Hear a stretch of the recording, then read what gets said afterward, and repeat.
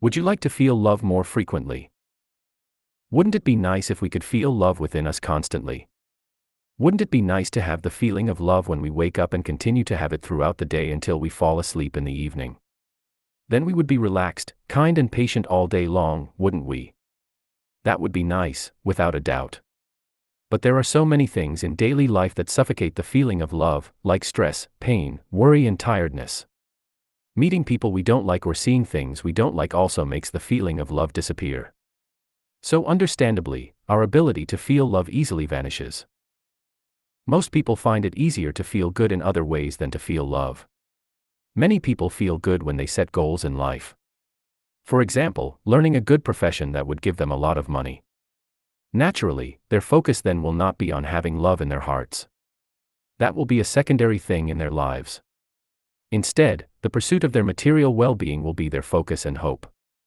The next step is usually then to achieve the rest of their goals. Getting a nice place to live, maybe a nice car, and going on vacation to various interesting places. Others want to achieve more after having reached these goals. Become richer, build companies and advance in their careers. And they don't even think about developing love in their hearts, since everything else is more interesting. But what happens when things don't go as planned? When people strive for such goals, but cannot reach them, they become disappointed, even angry. They don't feel good.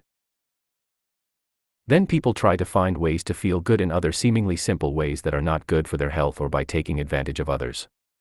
But as we know, such things will not make people happy in the long run. Hope can make us happy for a while. But it is limited.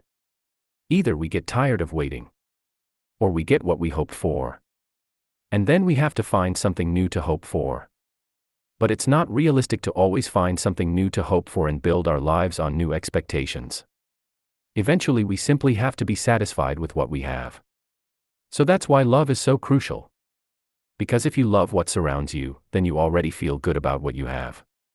After all, what we really want in life is to feel good. Love is the ingredient that is the answer. This is what is meant by what the Apostle Paul wrote, according to the English New World Translation of the Bible, love never fails. Also, now these three remain: faith, hope, love. But the greatest of these is love. He also wrote, pursue love. Have you heard of the so-called Stockholm Syndrome?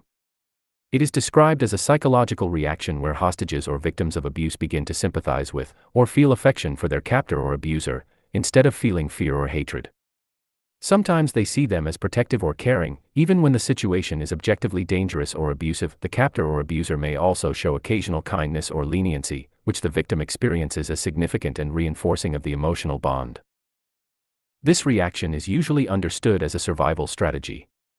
In a situation of extreme power imbalance and threat, it can lead to forming an emotional bond, trying to keep the captor pleased. This can feel like the safest way to reduce the risk of harm.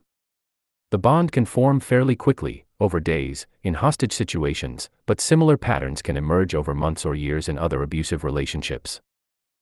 The term, Stockholm Syndrome, comes from a 1973 bank robbery in Stockholm, the Norrmalmstorg robbery, where 4 hostages held in a vault for 6 days showed strong sympathy toward the robbers and later refused to testify against them. Doesn't such love for one's enemies remind us of Jesus' teaching to love one's enemies?